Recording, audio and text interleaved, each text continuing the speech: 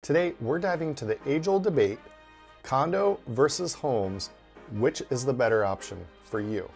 And today, we're gonna dive into the pros and cons of each one of those so you can determine what the best choice for you is right here in Portland, Oregon.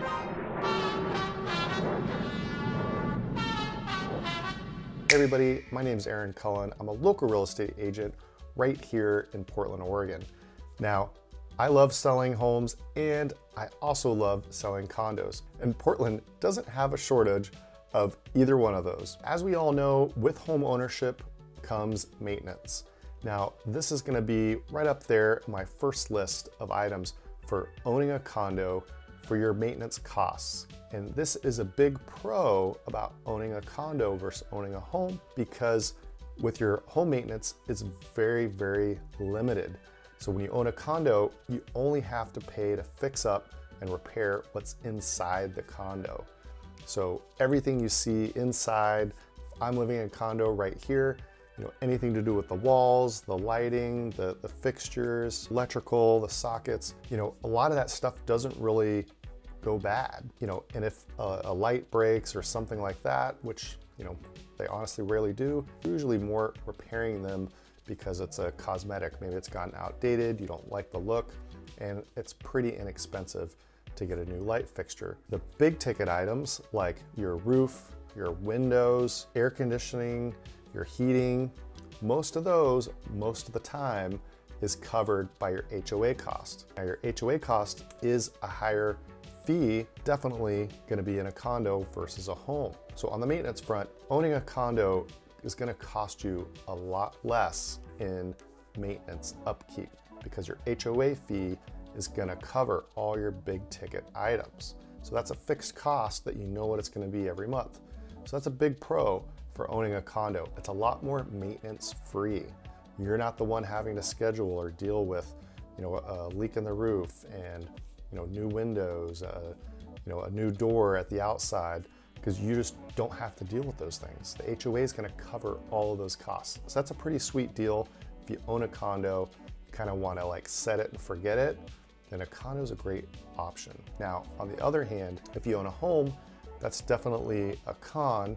If you own a home because of maintenance, you're gonna have to pay for everything. So you gotta set your own budget, for roof, for windows, for heater, air conditioning, water heater, all those things, you're responsible, you're on the hook for it if you own a home. Now, a lot of those things aren't gonna go out, tomorrow or next week, most likely, but everybody needs to make sure they set aside a budget for it because you don't have that fixed monthly HOA fee. So you need to be setting aside some funds to be able to take care of those items on yourself. Plus, you're having to deal with the headache of that. So home ownership isn't for everyone. Sometimes maybe a condo might be a better route if you don't like dealing with fixing things. Now let's also talk about utilities because that's also a big expense that people incur on a monthly basis. Now with condos, at least here in the Portland area, most condos are gonna have about half of your utilities are gonna be covered also by the HOA. That's really nice because when the water and then trash is all included, then that's a big part of your monthly expense that is being taken care of. And a lot of them, gas is also taken care of, and hot water. A lot of the condos will have a big boiler, down in the basement or somewhere in the condo building. And so they don't also meter that out. So your hot water, all those nice long hot showers you want to take, you don't have to pay for it, but it is being paid in your HOA. So that is another nice thing about owning a condo, is very minimal electricity bills. It's also very well insulated, most of these buildings. That expense isn't gonna be very high. Now, on the other hand, I would say it's a con compared to condos with home ownership because you're paying all of the utilities. And again, and a house is generally gonna be a little bit more expensive to heat and to cool versus a condo. A condo has all those other units all around them, so that provides added extra insulation. And so condos around here, a lot of them, the older ones don't even have air conditioning, central air, because they're so well insulated and they might be in older buildings. So it might be just like a few weeks out of the year, which you might really want it. You might get it like a mobile unit or something like that. So you're also getting less electricity bill right there. The newer condos, that you'll see like in your high rise and South Waterfront and in the Pearl District, all those are gonna have central air. Your detached homes are definitely gonna have higher utility bills in general. Plus you're gonna be paying, every single one of those, your water, your trash, your gas, your electric, your internet, and you generally have a bigger home to heat and to cool. So that's also gonna raise your utility bills. And next, let's talk about special assessments in a condo. Now this is a con when buying a condo, is that you could be hit with a special assessment. Now, every well-run condo should have a really good budget, and they should have a 30, 50-year projection into the future of replacing all the items in the building, like the roof, the windows, the doors, the hallway carpeting, the lights, everything, air conditioning, the heating, all that stuff should be in their budget, the projection into the future. And that should all nicely fit into the HOA, and you should see any kind of increases that they might put in there every few years or something like that to kind of keep up with inflation and the cost of goods. So with that said, you could also be hit, say there was a catastrophic event and an unknown event, and the part of the roof got torn off and there was water damage that went down through, say, multiple floors. So the HOA isn't predicting that that's gonna happen. Now, hopefully they have a decent surplus in their budget to cover those kinds of incidences. But if it's a big one like that, they can't necessarily foresee everything. So they may have to do a special assessment and say, hey, for this repair, it's gonna cost, say it's, gonna be $500,000 to do this repair, and that's like $12,000 per unit, say, if it's a bigger building. What they usually do is they'll finance that in multiple different ways, and maybe you'll have an extra monthly payment option, or if you wanted to just pay that $12,000 at once, you can. Some people end up selling their condo because they don't want to deal with it anymore, and then that would still need to be paid, most likely out of your proceeds. So that is definitely a con with condos, is you could have these bigger special assessments that could come up. You don't have a lot of control over that. So that is something else just to be aware of, and it's probably a good idea just to set aside a little bit extra savings for if something like that ever comes up. Now with a house, you don't really have those kinds of things that's gonna happen. You don't have someone else saying, hey, we have to fix it this way and this is how much it's gonna cost. So with a condo, you have a little less control there with those costs. And with a home, you're in for full control because you're the only one who owns it. And if you need a new roof or something tears off, something like that happens, usually you're gonna have homeowner's insurance that's gonna cover most of those kind of accident type things that could destroy part of your home. Next, let's talk about taxes.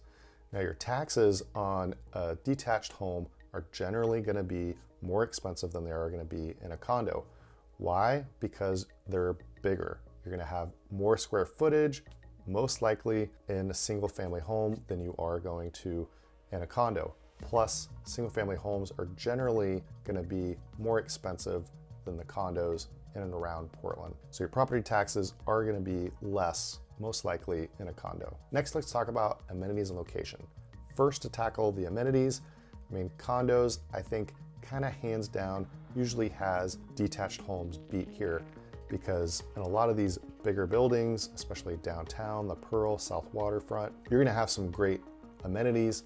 Some of these will have a pool, some of them are gonna have rooftop decks, some of them are gonna have like a little community area that might have like a shared kitchen space with meeting rooms you can reserve, and some might have a game room, a library, lounge, definitely will have a barbecue area, something like that. And let's not forget about a workout area. Now, a lot of the condos have a little workout area, so if that's something you're looking forward to, and hey, you want to be able to work out, you don't want to have to go far, boom.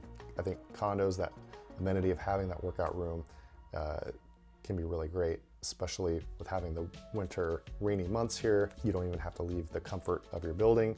So I think with having those kinds of amenities, hands down, condo is going to be able to provide that for you, especially these newer buildings that are in and around downtown. Now, when you talk about single family, that house could be anywhere. If you're living in the suburbs, you're getting in your car and driving, Unless you live in like Southeast or Northeast Portland and you're within a couple of blocks, to the trendier shopping districts, then you're probably going to be, getting in your car or going for a longer walk to go to like some of these amenities that I just mentioned. So for those kind of amenities, I'd say condos definitely has homes beat. Now let's talk about the location. Now, again, I think for Portland, one of the unique things about Portland is that the condos, if you want a newer building condo, they are still very affordable. You can get high $300,000 range on up to, $600,000 range. Right in there, you can get a, studio to 1-bedroom to 2-bedroom condo in a brand new building that's in South Waterfront or the Pearl District or downtown, and you can have some amazing views with a little balcony, and you're gonna be 100% walkability, and there's a lot of units available. So that's also a big pro for if you want that condo life here in Portland. Now, when you talk about homes, most homes are not gonna have views like you can get in a condo. Condo, you really can get these like $1 million views. That in a home is hard to get unless you're gonna be somewhere it's more hilly, like in Southwest Portland, or maybe in like Westland or Lake Oswego. And even there, most of the homes aren't necessarily gonna have views. It's something you really gotta seek out to get those views. You're really kind of more focused on the house and the location. Whereas condos, it's a lot easier to get a $1 million view. That's one of the things I really love about the condos in the Portland area, is just these like spectacular, breathtaking views. Now let's talk about the resale value and investment of your home purchase or your condo purchase. Now, I would say by and large, this is where homes have condos beat, because if we look at the stats, home prices far outpace the price of condos. Now, the prices of condos do go up over time, but not like homes do.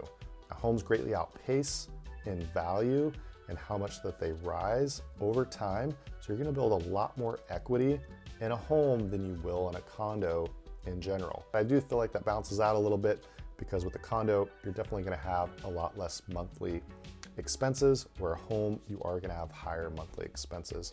So it does also make sense that you're gonna get some of that back, with the home equity. Also, let's not forget, when it comes to tax time, you can still, whether you own a condo or a single family home, you can still write off the interest on your mortgage payment, on your taxes. So either way, you're getting that win there of like owning a condo or owning a home. Another thing that's a pro for a home versus a con for a condo, a lot of condos have rules against renting, or they'll have what they call a cap rate, especially in a lot of these newer buildings. Say they'll only allow 10% or 15 or 20% of the units to be rented.